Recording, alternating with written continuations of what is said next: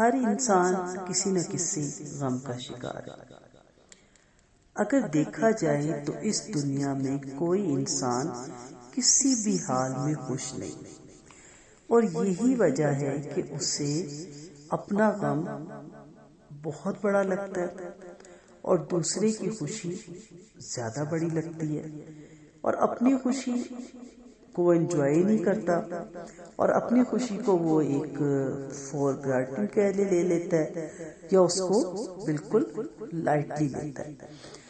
ہر ایک کو کسی نہ کسی طرح کا کوئی غم لاحق ہے۔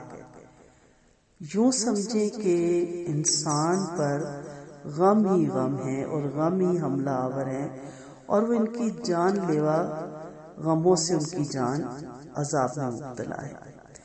لیکن جب میرا لوگوں سے زیادہ تعلقات بڑھے، معاملہ ہوا، تو میں نے دیکھا کہ بعض غم نہیں ہے، انہیں ہم نے اپنے لیے غم بنا رکھا ہے۔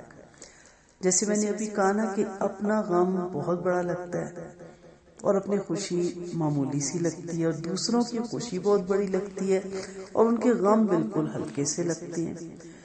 تو یہ جو دکھ سکھ کی راہ ہے، اس میں غم بھی آتے ہیں، خوشی بھی آتی ہے۔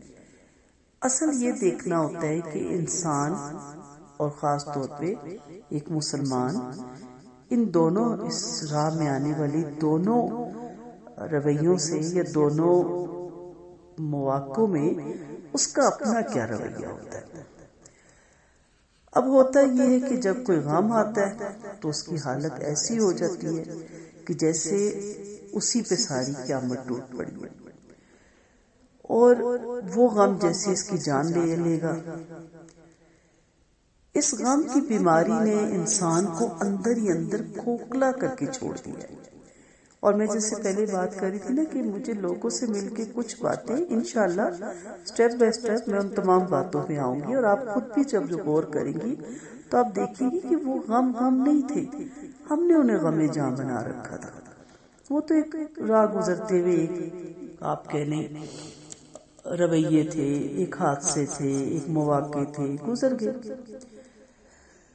بعض دفعہ کسی انسان کے جسم کی عمارت بظاہر خوشحال، خوشنما، خوش گفتار، خوش اطوار، بھرپور اور توانا اور صحیح سالم نظر آتی ہے، لیکن حقیقت میں اندر سے وہ گھن لگی لکڑی کی مانند کھوکھلی ہو چکی ہوتی ہے، اسی لیے کیونکہ اس نے غم پال رکھے،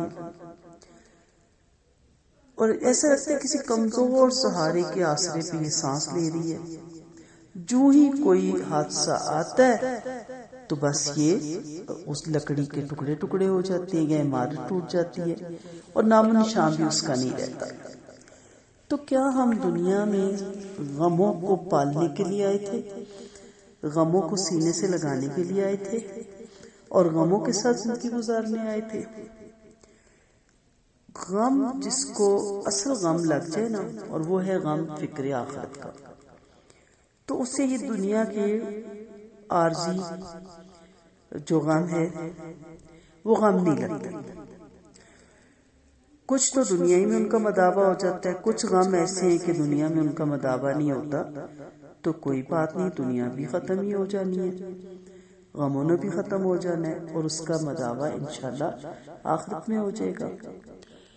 تو جس سے بڑا غم ہو اس سے چھوٹے غم کچھ نہیں کہتے، اور جس سے بڑی فکر ہو اسے چھوٹی چھوٹی فکریں کچھ نہیں کہتی۔ مثلا میں ہمیشہ مثال سے سمجھاتی ہوں کہ جس نے ڈاکٹر بننا ہے یا کسی اور ایسی پوسٹ پہ پہنچنا ہے، تو یہ راستے میں آنے والی چھوٹی چھوٹی باتوں پہ دھیان نہیں دیتا، کیونکہ اس کی منزل، اس کا مقصد وہ ڈگری یا وہ پوسٹ حاصل کرنا ہوتی ہے۔ اس لیے اسے یہ نہیں پتا، فرق نہیں پڑتا کہ اس کے بارے میں کوئی کیا رائے دے رہا ہے یا اس کے ساتھ کوئی کیا کر رہا ہے۔ لیکن جب انسان فارغ ہوتا ہے اور اس کے پاس کوئی پوزیٹیو راستہ نہیں ہوتا، پوزیٹیو کام نہیں ہوتا، اب جن کو آپ کام کہتے ہیں نا، یہ کام ہے، لیکن یہ کام روز کے ایک روٹین کے کام ہے، اور ساتھ ہمارا دماغ ان غموں کو بھی پالتا رہتا ہے۔ ہماری جو عمر بڑھتی ہے، جو ہمارے غم کی بھی عمر بڑھتی ہے، اور وہ غم پختہ ہوتے چلے جاتے ہیں۔ لیکن جن کو کام ہو جاتا ہے کوئی، وہ پھر اس طرف دھیان نہیں دے سکتے۔ تو اس لیے فکر آخرت، غم آخرت دنیا کے غموں سے نجات دیتی ہے۔ اور اسی طرح اگر قبر کا ذہن میں آئے تو اس کو اپنے نورانی کرنے کے لیے، اس کو آرام دہ کرنے کے لیے انسان دنیا کے ان دکھوں غموں سے آرام سے نکل سکتا ہے۔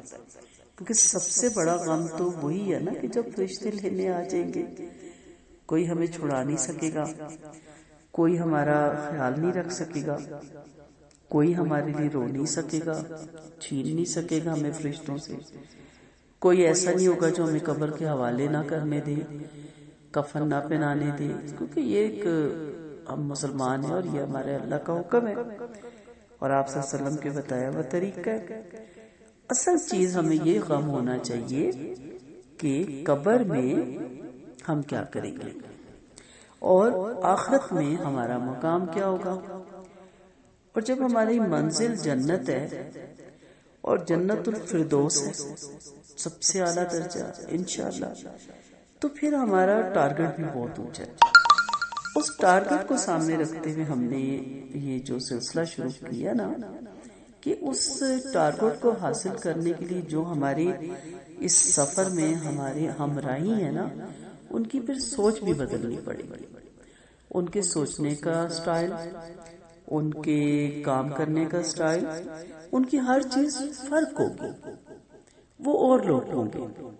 اور میں ہمیشہ ایک جملہ کہتی ہوں کہ جنت میں بسائے جانے کے قابل وہ لوگ ہوتے ہیں جو دنیا میں چلتے پھرتے جنتی ہوتے ہیں۔ ٹھیک ہے، یہ آگے میں انشاءاللہ ایکسپلین دوبارہ کروں گی۔ تو سوال یہ پیدا ہوتا ہے کہ غم کا مرض کیوں کر نسل انسانی پر حملہ آور ہوتا ہے؟ اس لیے کہ انسان جب اللہ اور اس کے آخری رسول صلی اللہ علیہ وسلم سے دور ہو جاتا ہے، اللہ سے ناطہ توڑ لیتا ہے، شریعت کی روشنی سے منہ موڑ لیتا ہے، تو غم کے سانپ اس پہ یکبارگی حملہ آور ہوتے ہیں۔ کیونکہ جب وہ قرآن پڑھتا ہی نہیں اور شریعت کو بس اتنا ہی جانتا ہے جتنا بس اس نے اپنے آباء و اجداد سے سنا، وہ یہ جانتا ہی نہیں کہ درگزر یا معاف یا برداشت یا نرمی یہ کیا چیزیں ہوتی ہیں، تو وہ کیسے جان سکتا ہے کہ پھر اس کے رزلٹ کیا ہوتے ہیں؟ ٹھیک ہے، بولڈ ہونا، منہ پھٹ ہونا، پڑ جانا، دوسرے کو چپ لگا دینا، بولتی بند کر دینا، ہمارے ہاں تو یہ بڑی بہترین چیزیں ہیں نا، ہم تو اسے اپریشیٹ کرتے ہیں۔ لیکن اللہ کس سے اپریشیٹ کرے گا؟ کس لیے درگزر کیا؟ اللہ تیرے لیے کیا۔ کس لیے معاف کیا؟ اللہ تیرے لیے معاف کیا۔ تو اللہ فرماتے ہیں تو میں زیادہ حقدار ہوں کہ میں تجھے معاف کروں۔ کیوں اتنا نرم تھا؟ کہ اللہ تو نرمی کو پسند کرتا ہے، تو آج میرے ساتھ نرمی کرے گا انشاءاللہ۔ یہ سارے ٹاپک آپ کے اس لیکچرز میں آئیں گے۔ ابھی سٹارٹ کا لیکچر میں ہلکا پھلکا آپ کو اس لیے بتا رہی ہوں کہ آپ کو پتا ہو کہ ہم کس کس اینگل سے دیکھیں گے کہ غم کے پہاڑ ہم پہ کیوں ٹوٹتے ہیں، اور ہوتا کیا ہے کہ ہمیں جھنجھوڑ کے رکھ دیتے ہیں یہ غم۔ سمپل سی بات ہے، مثلا آپ کو کہہ دیتا ہے، عام سی بات کری ہوں، موٹی ہو رہی ہو، بس پہاڑ بن گیا جملہ، سارا دن سوچنا ہے مجھے اس نے موٹی کہا، میں موٹی، پہلے تو جی پوچھنا ہے سے میں موٹی لگتی ہوں، میں آپ کو موٹی لگتی ہوں، پھر شیشے میں دیکھنا ہے، پھر دیکھو جان کے مجھے موٹی کہے گی۔ اب اس لفظ کو نا ہم نے رڑک رڑک کے، وہ کہتے ہیں نا عورتیں بات کو لسی کی طرح رڑکتی ہیں اور اتنا لمبا کرتی ہیں، کہنے والے کو یاد بھی نہیں رہتا اور اس کو رڑک رڑک کے پتہ نہیں افسانے بنا لیتی ہے۔ یہ میں ایک عام مثال سے بتا رہی ہوں، آگے بڑی باتیں آئیں گی کہ کس طرح ہم باتوں کو اتنا اپنے اوپر سوار کرتے ہیں کہ اپنے آپ کو ادموا کر کے ہم رکھ دیتے ہیں۔ اب ان تمام باتوں کا کہنے کا مقصد یہ ہے کہ ہم نے دیکھنا ہے کہ ہم نے کن کو اپنا غم بنا رکھا ہے۔ پھر یاد رکھیے گا، غم جہاں ہمیشہ آخرت سے غافل دنیا کے متلاشی بندوں پر حملہ آور ہوتے ہیں، وہاں وہ اپنے نیک بندوں پہ بھی اثر انداز ہوتے ہیں۔ یہ کس وقت ہوتا ہے؟ یہ اس وقت ہوتا ہے جب اللہ کے احکامات میں نافرمانی کے مرتکب ہوتے ہیں۔ اللہ کا معاملہ اپنے پیارے بندوں سے ایسا ہی ہے جیسے ایک بندے کا دوست اور دشمن سے۔ دشمن کوئی غلطی کرتا ہے تو پرواہ نہیں ہم کرتے، کسی کھائی میں گرنے لگتا ہے، کسی غلط بندے سے ڈیلنگ کرنے لگتا ہے، اس کا پیسہ ڈوبنے لگتا ہے، ہم کہتے ہیں ہمیں کیا، ہمیں اس سے کیا غرض، ہمارا کون سا یہ دوست ہے۔ لیکن جب ہم اپنے دوست کے بارے میں سنتے ہیں کہ وہ کسی غلط صحبت میں یا غلط ہیبٹس میں مبتلا ہو گیا تو ہم سارے کام چھوڑ کے بھاگتے ہیں، یا کال کرتے ہیں، اس کو جا کے سمجھاتے ہیں کہ یہ تم کس طرح کر سکتے ہو، ہم جس طرح بھی ہو اس کو روکتے ہیں۔ یہی معاملہ اللہ کے نیک بندوں کو ہوتا ہے کہ جب ان سے اچانک احکامات میں کوئی نافرمانی ہوتی ہے نا تو اللہ تعالیٰ اس کو آزمائشوں میں فوراً ڈالتا ہے، اسے جھنجھوڑتا ہے، وہ نہیں چاہتا کہ وہ چلتا چلا جائے اس کام میں، اسے تنبیہ کرتا ہے۔ پھر اسی طرح یا کوئی معصیت اور گناہ کر بیٹھتا ہے۔ اچھا، بعض اوقات یہ بھی ہوتا ہے کہ نیک بندوں پر غموں کا حملہ محض اللہ کریم کی طرف سے آزمائش کے طور پہ آتا ہے، تاکہ ثابت قدم رہنے اور ہر حال میں اللہ کریم کی طرف رجوع کرنے کے نتیجے میں ان کے درجات بلند کر دیے جائیں۔ یوں غم، تکلیف ان کے لیے اللہ کی رحمتوں کے نزول کا باعث بن جاتے ہیں۔ ہماری کوشش ہوگی کہ ہم وہ تمام باتیں سیکھیں کہ ہماری یہ آزمائشیں ہم خود نہیں مانگتے اور مانگنی بھی نہیں چاہیے، جو اللہ نے لکھ لی یا جو اللہ ہمیں اس میں آزمانا چاہتے ہیں تو ہم اس پہ اس طرح پورے اترے کہ یہی تکلیفیں اور آزمائشیں ہمارے لیے رحمتوں کے نزول کا سبب بن جائے۔ اس میں ہم یہ بھی ان لیکچرز میں جاننے کی کوشش کریں گے کہ جب غم انسان پر حملہ کرتے تو کیا کرنا چاہیے۔ اصل مسئلہ یہ ہے کہ دنیا داروں اور آخرت فراموشوں نے ایسے مواقع پر اپنے خالق اور مالک کی طرف رجوع کرنے کی بجائے مختلف طریقے اختیار کر لیے ہوتے ہیں جو مزید معصیت اور گناہ کے طریقے ہوتے ہیں، اور وہ اس کا شافی علاج سمجھنے لگ جاتی ہیں۔ یہ سراسر انسانی دھوکہ ہے۔ پھر اسی طرح انسان مزید غموں کے پاور میں گر جاتا ہے۔ ایسے تکلیف دہ مراحل پہ کتنے ہی نادان انسان غموں کے تدرج کے لیے شیطانی ہتھکنڈوں کا شکار ہو کے رہ جاتے ہیں۔ مثلا کچھ تو غموں کو بھلانے اور دور کرنے کے لیے نشہ آور چیزوں کا، منشیات کا بے دریغ استعمال کرتے ہیں۔ مردوں میں یہ چیز بہت پائی جاتی ہے، غموں سے خلاصی کا باعث سمجھتے ہیں۔ پھر دوسری کیٹیگری ان لوگوں کی ہے جو غموں کو ہلکا کرنے کے لیے اور بہت سی عیاشیوں کی طرف ان کا رجحان چلا جاتا ہے، مثلا موویاں دیکھتے رہنا، فلمیں، کسی اور الٹے کا سیدھے کاموں میں پڑے رہنا۔ اچھا، بعض نادان غموں کو دور کرنے کے لیے مال و دولت کا ناجائز استعمال شروع کر دیتے ہیں۔ ایک اور کیٹیگری بھی ہے، طویل دھاگے کے چکر میں پڑ جاتی ہے۔ حقیقت میں یہ سب طریقے شیطان کی پیروی کی طرف اور غموں کی دلدل میں مزید دھنسنے کی طرف لے جاتے ہیں۔ غموں سے نجات حاصل کر کے دنیا کو گلستان، شبستان اور پربہار کیسے بنایا جا سکتا ہے، انشاءاللہ زندگی رہی، اللہ نے چاہا، اللہ کی مرضی کے بغیر تو ایک پتہ بھی نہیں ہلتا، یہ ساری چیزیں آپ کے نالج میں لائی جائیں گی تاکہ آپ اتنی پروکار زندگی گزاریں کہ لوگ آپ کو دیکھیں تو کہیں جیو تو اس طرح جیو، اور آپ سے پوچھیں کہ آپ الحمدللہ اتنی خوش کیسے رہتے ہیں، آپ پریشان کبھی بھی نظر نہیں آتے۔ تو ہم اسی اللہ سے سوال کرتے ہیں کہ ہماری جو لیکچر شروع ہوں گی انشاءاللہ، ہم اس میں جو بات بھی کریں اللہ تعالیٰ اس پہ ہمیں عمل کی توفیق دے۔ ہم اسی سے سوال کرتے ہیں جو سب آسمانوں اور زمینوں کا مالک ہے۔ ہر روز اس کی ایک نئی شان ہوتی ہے۔ جب سمندر میں ہلچل ہوتی ہے، پانی موجیں مارتا ہے، تیز ہوائیں چلتی ہیں، تو کشتی والے اسی سے فریاد کرتے ہیں اور یا اللہ کہتے ہیں۔ ہم بھی اس کی بندیاں جس بھنور میں پھنسی ہیں، ان ڈپریشن، مایوسی، ناامیدی، چڑچڑاپن، اریٹیشن، دکھ، غم، یہ بھی بھنور ہی ہے جس میں ہماری کشتیاں پھنسی ہوئی ہیں۔ ہم اسی سے فریاد کرتے ہیں، یا اللہ یا اللہ۔ جب مسافر صحرا میں بھٹک جاتا ہے تو قافلے راستے سے ہٹ جاتا ہے، اس کی راہ گم ہو جاتی ہے تو پکار اٹھتے ہیں، یا اللہ۔ ہم بھی اس امتی ہیں جو نبی کی کافی حد تک راہ گم کر بیٹھی ہیں، کافی حد تک ہم معصیت میں پھنس چکی ہیں اور کافی حد تک ہم نافرمانی میں جا چکے ہیں۔ اس لیے ہم اپنے رب کو پکارتے ہیں، یا اللہ۔ جب طلبگاروں پر راستے بند ہو جاتے ہیں، مانگنے والوں کو نہیں دیا جاتا، تو ان کی پکار ہوتی ہے، یا اللہ۔ کوئی ہماری نہیں سنتا، تو اپنا در رحمت ہم پہ کھول دے۔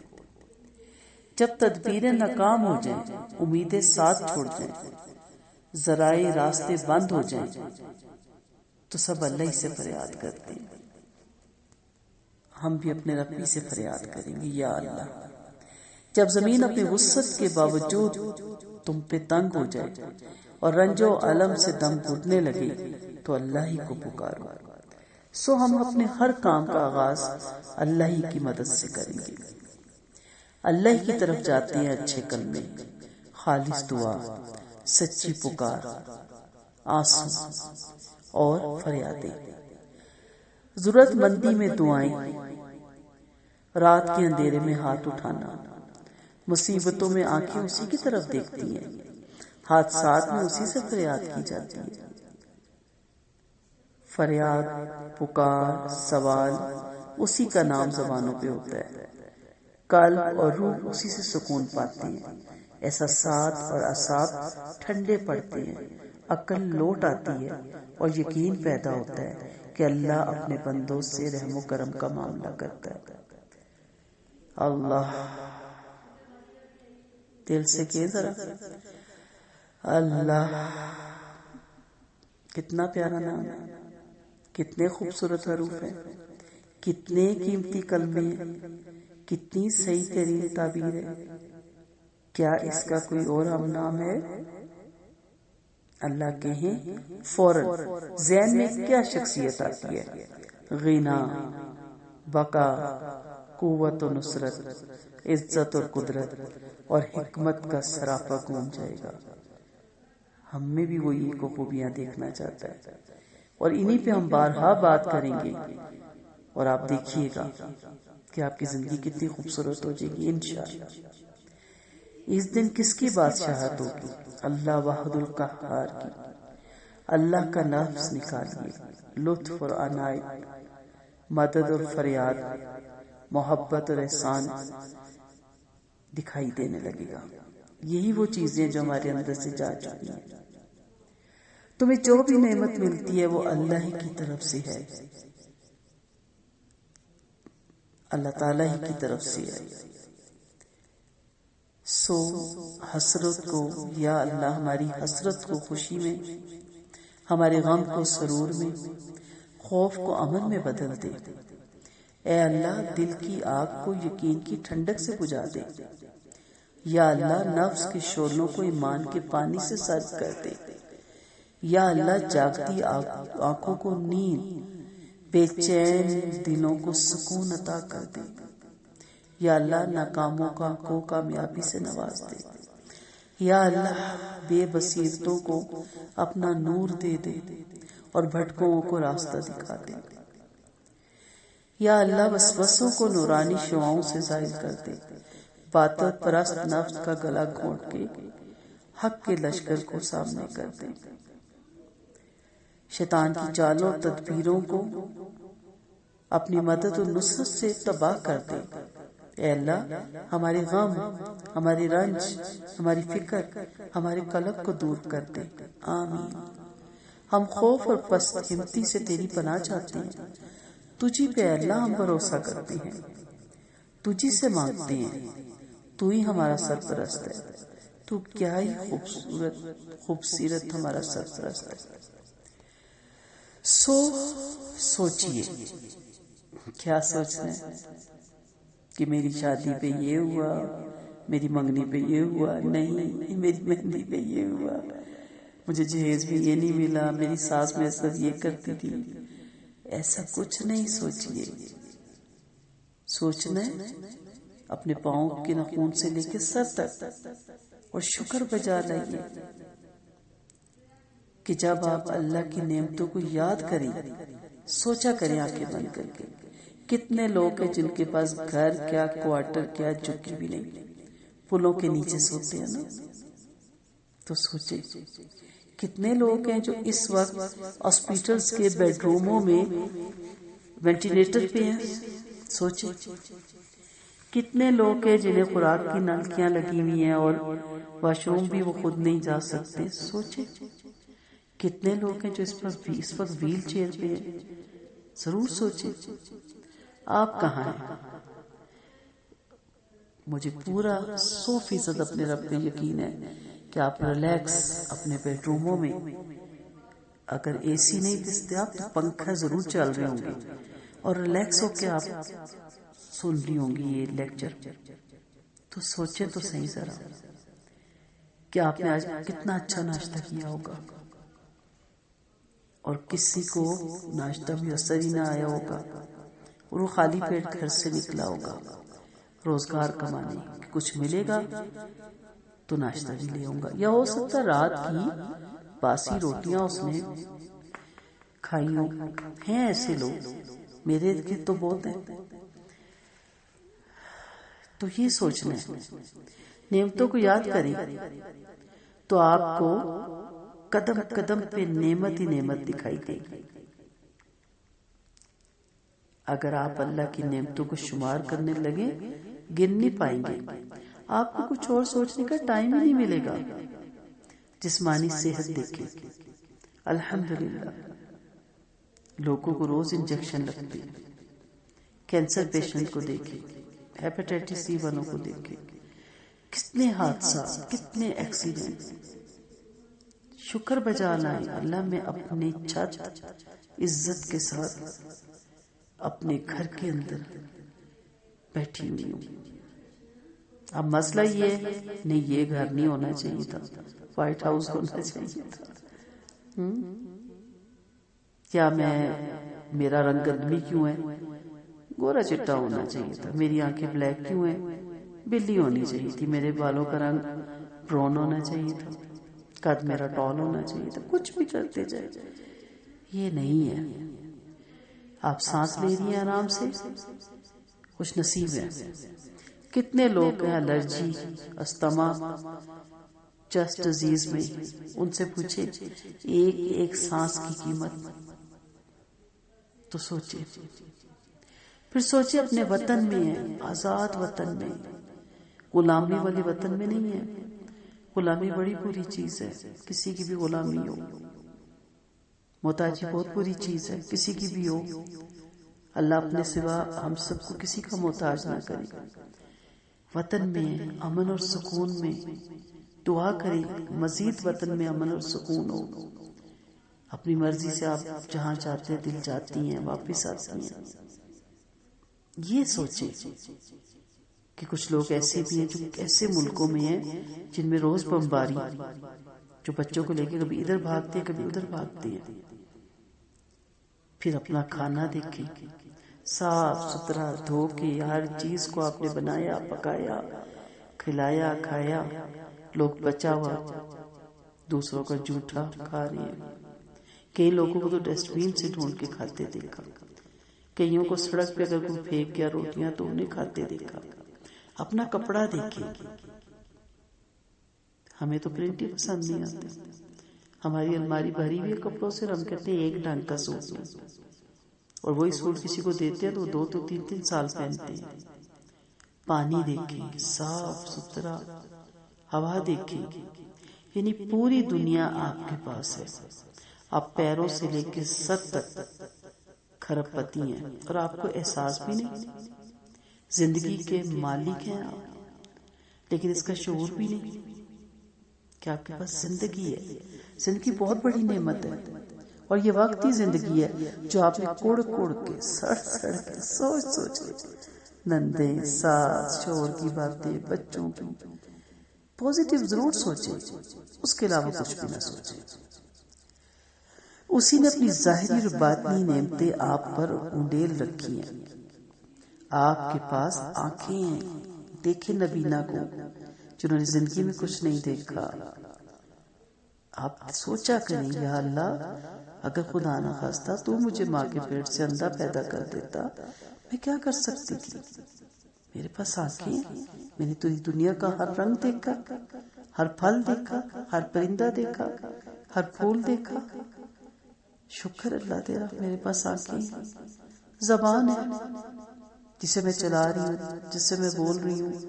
ہونٹ ہے، ہاتھ ہیں، پیر ہیں.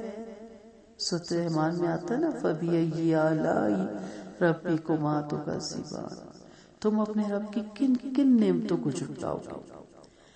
کیا یہ آسان بات ہے کہ آپ اپنے پیروں پہ چل پھر رہے ہیں، جبکہ کتنے ہی پاؤں ان کے کاٹ دیے گئے، یا کٹ گئے، یا کاٹنے پڑے، یا کاٹ دیے گئے. آپ پنڈلی کے بل کھڑے ہو جاتے ہیں، جبکہ کتنی ہی پنڈلیاں ٹوٹی ہوئی ہیں، پلسٹر چڑھے ہوئے ہیں. ہم پٹک رہے ہیں کام کرتے ہوئے، برتن ادھر ادھر غصے چڑھے ہوئے ہیں. دیکھیے ان کو جو کرنا چاہتے ہیں اور آج کر نہیں سکتے. کیا آپ اس کے مستحق ہیں جو پرسکون نیند سوئیں، جبکہ کتنی لوگوں کی نیندیں اڑی ہوئی ہیں پریشانیوں سے، غموں سے، دکھوں سے، اور آپ پیٹ بھر کر کھا لیں، سیراب ہو کر پیئیں، جبکہ کتنے ہیں جن کو کھانا نہیں ملتا. ایسی ایسی ان کو بیماریاں جس میں ان کو کھانے منع ہو جاتا ہے، وہ حسرت سے دیکھتی ہیں. شوگر پیشنٹ کو دیکھ لو، اس کو اتنا دل چاہتا ہے کہ میں اتنا میٹھا کھاؤں. ہم میٹھا بول نہیں سکتے. کان کے بارے میں سوچیں، آپ کی سماعت درست ہے. آنکھوں کے بارے میں سوچیں، آپ اندھے نہیں. اپنی جلد کو دیکھیے جو برس، جزام اور مختلف قسم کے کوڑ اور پھوڑوں سے محفوظ ہے. ہماری جاننے والوں کو میں نے جب جلد کے کینسر میں دیکھا، میں بہت خوفزدہ ہو گئی. کس قدر تکلیف سے وہ گزرتے تھے. اللہ کی پناہ. اور سب سے بڑی بات، اپنی عقل کے بارے میں سوچئے کہ آپ عقل والے ہیں. آپ کا آئی کیو لیول اچھا ہے. اچھا یہ تو آپ کو بڑی پرانی باتیں یاد رہ جاتی ہیں نا، ساسو نندو کی. آپ پہ جنون یا دیوانگی طاری نہیں ہے. کتنے ڈپریشن کے لوگ، اور اب اتنا ڈپریشن ہو گیا کہ بھری ہوئی ہیں میڈیکل کی تو جو ہے شاپس بھی، اور ڈاکٹرز کی کلینک بھی. اور جب میں وہاں بیٹھی ہوتی ہوں کہ کسی کو لے کے جاتی ہوں تو میں کہتی ہوں ان کا علاج قرآن میں ہے اور سیرت النبی کے مطابق زندگی ڈالنے میں ہے. اور صرف پڑھنے میں نہیں، بہترین استاد سے پڑھیں، انہیں نکھار دے گا. آپ نے کبھی کسی دیندار بندے کو خودکشی کرتے سنا، مایوس ہوتے سنا؟ کبھی ان کے منہ سے نا امیدی کا، مایوسی کا لفظ سنا؟ انہیں اللہ تعالیٰ بہت زیادہ نواز دیتا ہے اپنے فضل و کرم سے.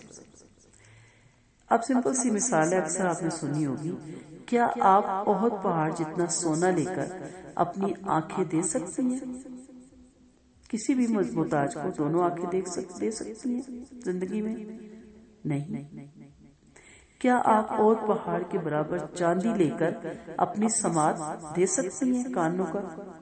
آپ کہیں گی نہیں. کیا آپ زبان کے بدلے ڈائمنڈ لینا چاہیں گے اور گنگا ہونا پسند کریں گے کہ چلے میں گنگی ہو جاتی ہوں، زبان دے دیتی ہوں؟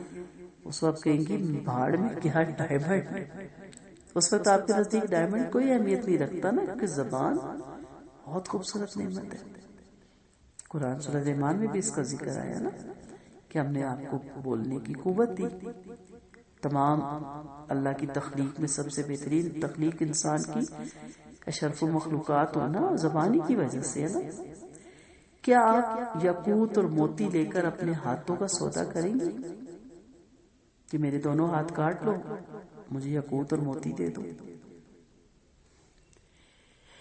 کتنی نعمتیں ہیں جو آپ کو ملی ہوئی ہیں، کتنے انعامات ہیں جن سے آپ لطف اندوز ہو رہے ہیں، لیکن آپ کو اس کا ادراک ہی نہیں.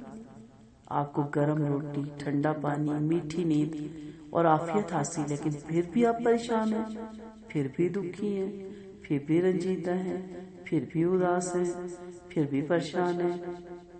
آج اس کے بارے میں سوچیے گا ضرور. جو موجود ہے اس کا شکر ادا ہو گیا؟ نہیں تو پھر اور کس کام میں ہم لگے ہوئے ہیں؟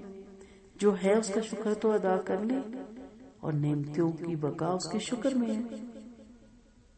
مالی نقصان ہو تو آپ پریشان ہو جاتے ہیں، حالانکہ خوش بختی، خیر، صلاحیت، نعمتیں، اشیاء سب کچھ آپ کے پاس ہے. اس کے سلسلے میں آپ سوچیں، وہ خدا کا شکر ادا کریں. قرآن میں آتا ہے نا، تمہارے نفوس میں بھی تمہارے لیے نشانیاں ہیں، تو کیا تم سوچتے نہیں ہو؟ اپنی جان، اپنے گھر والے، اپنا کام، اپنی صحت، اپنے دوستوں اور ارد گرد کی دنیا کے بارے میں سوچیں. اللہ کی نعمتیں جانتے ہیں پھر بھی اس کا انکار کر دیتے ہیں. انشاءاللہ ہم ان لیکچرز میں اس طرح اپنے آپ کو لے کے چلیں گے کہ ہم میں نکھار آتا جائے گا. آج کے لیے میرے خیال میں اتنا کافی ہے. آج آپ سوچیے گا، دیکھیے گا اللہ نے آپ کو کس کس چیز سے نوازا، اور سوچیے گا کہ میں نے اس کا کتنا شکر ادا کر لیا اور کتنا نہیں کیا. اور اچھا سوچنا شروع کرنا. جب ہم اچھا سوچتے ہیں تو پھر ہم اچھا فیل کرتے ہیں، اور جب ہم اچھا فیل کرتے ہیں تو پھر ہم اچھا بولتے ہیں، اور جب ہم اچھا بولتے ہیں تو سب کچھ اچھا ہی اچھا ہو جاتا ہے. لیکن جب ہم نیگیٹو سوچتے ہیں تو پھر ہم نیگیٹو فیلنگ ہوتی ہے، تو پھر ہم نیگیٹو بھی بولتے ہیں، تو پھر سب کچھ نیگیٹو ہوتا چلا جاتا ہے. تو آج سے ہم سوچیں گے، سوچیں بدلیں گے. سوچ بدلے، دل بدلے، دل بدلے گا تو انشاءاللہ زندگی بدلے گی. اور اس دکھ سکھ کی راہ میں ہم اکٹھے چلیں گے، اور ایک وقت آئے گا کہ دکھ بھی سکھ لگے گا. کسی کا قول میں نے آج سے کوئی 30 سال پہلے پڑھا تھا کہ جب تک تم دکھوں کو بھی خوشیوں کی طرح ایکسپٹ نہ کر لو تو شکر بجا لانے والے نہیں ہوتے. تو مجھے یہ بات اس وقت سمجھ نہیں آئی تھی، اب سمجھ آ گئی، اور یہ بھی آپ کو بھی میں سمجھا نہیں پاؤں گی. انشاءاللہ اس سفر میں ہمارے ساتھ چلیں، آپ کو بھی یہ بات سمجھ آ جائے گی. اللہ تعالیٰ آپ کا اور ہم سب کا حامی و ناصر ہو. دعاؤں کی طالب رخسانہ اعجاز. السلام علیکم ورحمۃ اللہ وبرکاتہ.